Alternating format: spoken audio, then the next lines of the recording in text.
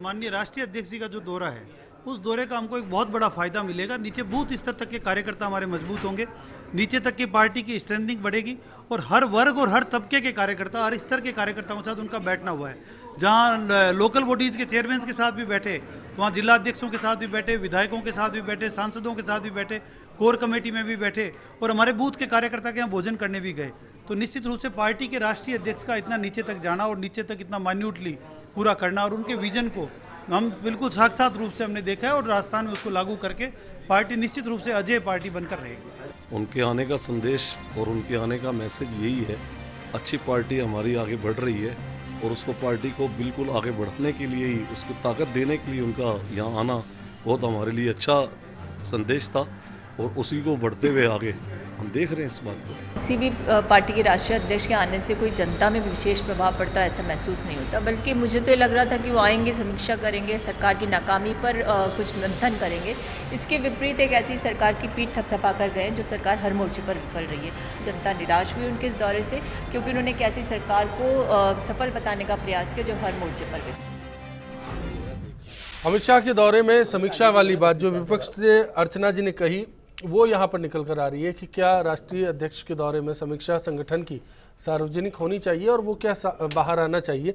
इस पहलू पर बात करूंगा। ओम सैनी जी, क्या ये समीक्षा एक्सपेक्टेड थी, मैं जानना चाह रहा हूँ। देखिए, जिस तरीके से भारतीय जनता पार्टी दावा करती है कि हम लोग सब कुछ पारदर्शी करके चलते हैं, अंदर का जो डेमोक्रेटाइजेशन है उसको भी स्पष्ट रूप से दिखाते हैं। लोकतंत्र है, आंतरिक लोकतंत्र, ये कहा जाता है। लेकिन जिस तरह की खबरें और जिस तरह का सारा सिलसिला मिला, उससे तो लगा ये कि सवाल वही, जवाब वही मिले जो अध्यक्ष चाहते थे, अन्यथा लोगों को बोलने नहीं दिया उस तरीके से। अगर बोलने दिया जाता तो बहुत सारे सवाल उठते।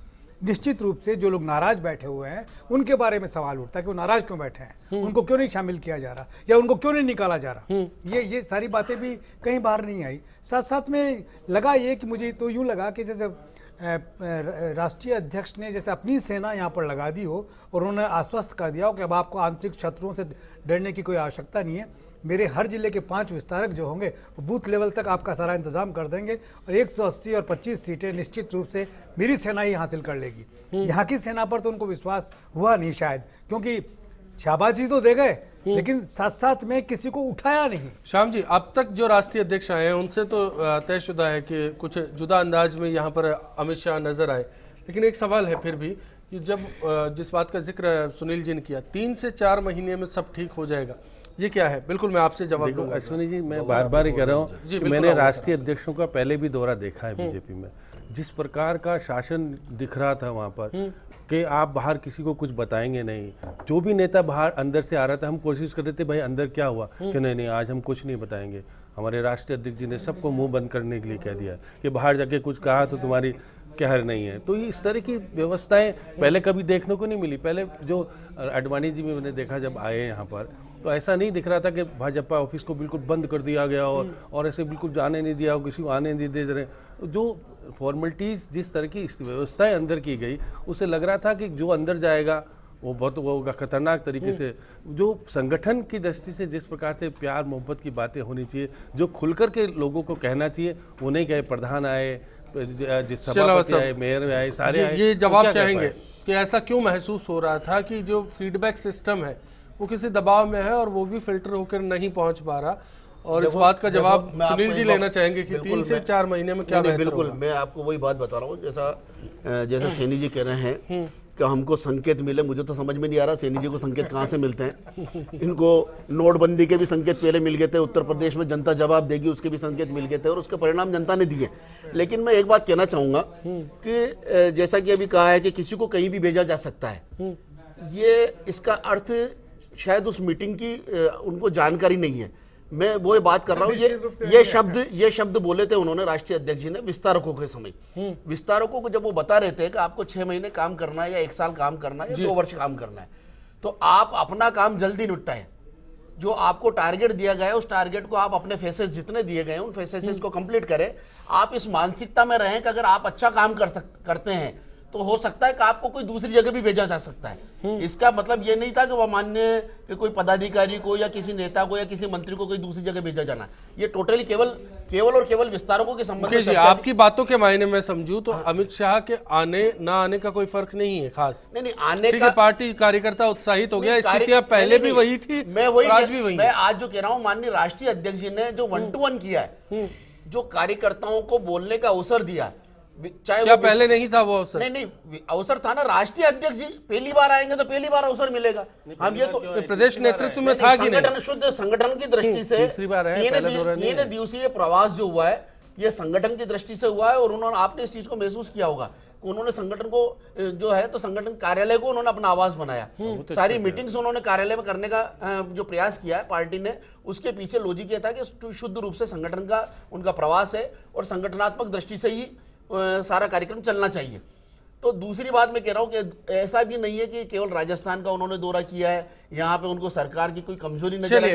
वो 20वां जिला, 20वां पार्टी के प्रवक्ता है, निश्चित तौर पर जवाब देंगे इस बात का। 20वां प्रदेश है। एक बड़ी अचीवमेंट बताइए जो अमित शाह के आने के बाद भारतीय जनता पार्टी कह सकती है कि हमने इस दौरे से 4 महीने वाले जो आप जवाब मांग रहे हैं, 4 महीने अचीवमेंट पे पूछ रहा हूं, जवाब मिल गया 4 महीने। 4 महीने में उन्होंने जो कहा था उसका एक उन्होंने साफ साफ कहा था कि राजस्थान में माननीय वसुंधरा राजे जी के नेतृत्व में सरकार अच्छा काम कर रही है, हम वापस सरकार बना रहे हैं, लेकिन हम अजय राजस्थान की स्थिति में आए, हम अजय राजस्थान की अचीवमेंट बोलना चाहेंगे इसमें क्या रही आपकी? 63 से ज्यादा और कौन सा अजय होता है? हम कह रहे हमारा टारगेट ही 180। चलिए सुनील जी आप बताइए। तो मना कर दिया 180 के लिए तो मना कर दिया उन्होंने कुछ मना नहीं किया। हमारी व्यक्तिगत बात हुई थी, आपको नहीं पता, मैंने हमारी व्यक्तिगत बात हुई थी अनौपचारिक, उन्होंने कहा 180 की तो हम अभी भी नहीं यहाँ बढ़ रहे हैं। चलिए लेकिन जोधपुर में कहा और संगठन मानता है गलत बयान नहीं टीवी के सामने नहीं, मैं तो आप अखबार की बात शाम जी इस पर बात करेंगे, मैं व्यक्तिगत बात कह रहा हूँ, मैंने बात किसी से बात ही नहीं, मेरी बात व्यक्तिगत कोई आपको नहीं पता। मैं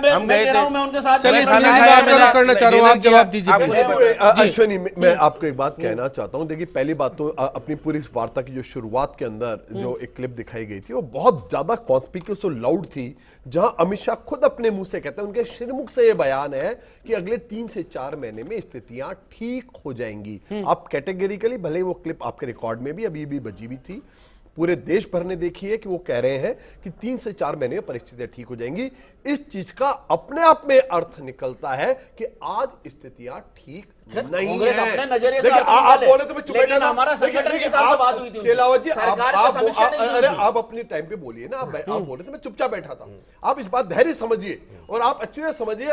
मगर एक बात ने बताया तो अश्विनी, बावजूद इसके कि वो यहाँ पे फीडबैक लेने आए थे, एक बहुत जाहिर सी बात दिखी कि राजस्थान के अंदर, राज्य के अंदर पुरातन सामंतवाद है और दिल्ली के अंदर नव सामंतवाद है, क्योंकि अमित शाह ने किसी को बोलने नहीं दिया।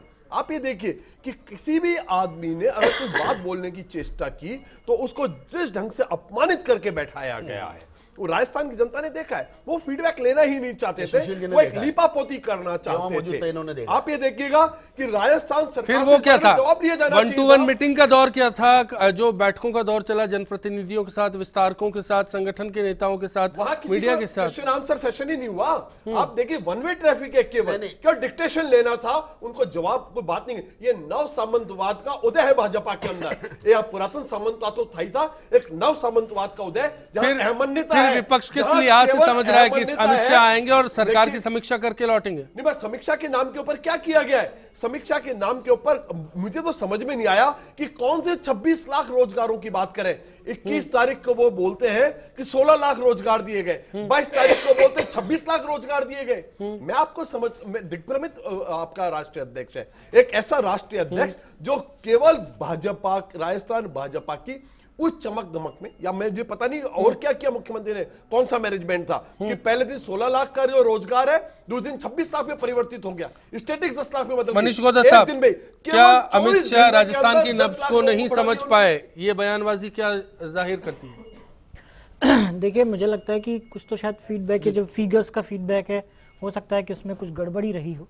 तो मुझे लगता है वो ये था कि ये जो अध्यक्ष जी, हाँ मैं बिल्कुल मान सकता हूँ, देखिए हो सकता है कोई बात, और सरकार 11 लाख कह रही है। जो मैं समझ पाया हूँ इस दौरे को, वो ये था कि वो शायद राजस्थान के संगठन को देखने आए थे। वे देखने आए थे। और जो ये जो पूरा प्रोग्राम मुझे लग रहा है, जो सारे राज्यों का लग रहा है उनके, वो ये शायद ये देखना चाहते हैं कि राज्यों की इकाई में है क्या, कौन काम कर रहा है, कौन लोग बैठे हैं, कौन किस तरह का चल रहा है वहाँ पे। एक परिचयात्मक मुझे लगा कि इस तरह की कुछ एक स्थिति है।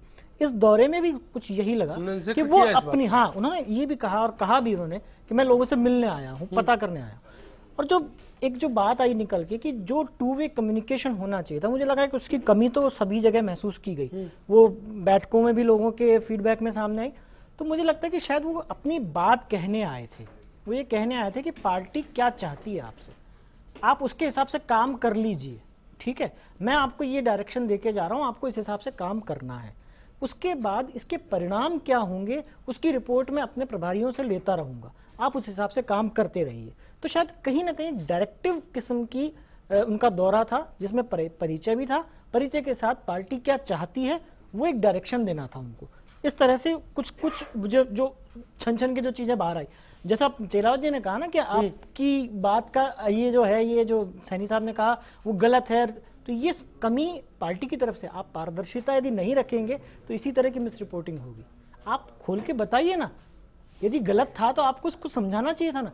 मैं यही कहना चाहता हूँ कि यदि पार्टी को आप खोल के नहीं बताएंगे, चीजों को नहीं बताएंगे, तो इसी तरह से मिस रिपोर्टिंग होगी। लेकिन फिर भी एक पहलू छूट गया, भारतीय जनता पार्टी हमेशा आरएसएस के साथ अपना दामन जोड़कर चलती है, लेकिन कहीं ना कहीं इस दौरे में वो दामन छिटका हुआ सा नजर आया। पहली बार लगा कि संघ कार्यालय इस बार भाजपा मुख्यालय से दूर है। ब्रेक, लौटेंगे इस पहलू के साथ। केवल ये दौरा है, इससे किसी तरह की कोई स्थिति स्पष्ट होने वाली नहीं है।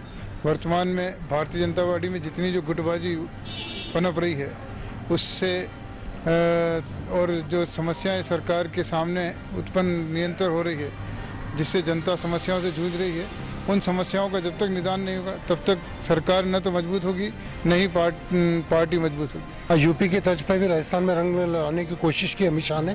उन्होंने क्लियर मैसेज दिया है कि या तो पार्टी के हिसाब से चलो या पार्टी को एक्शन लेना आता है, तो वो बहुत एक दृढ़ मैसेज देके गए हैं।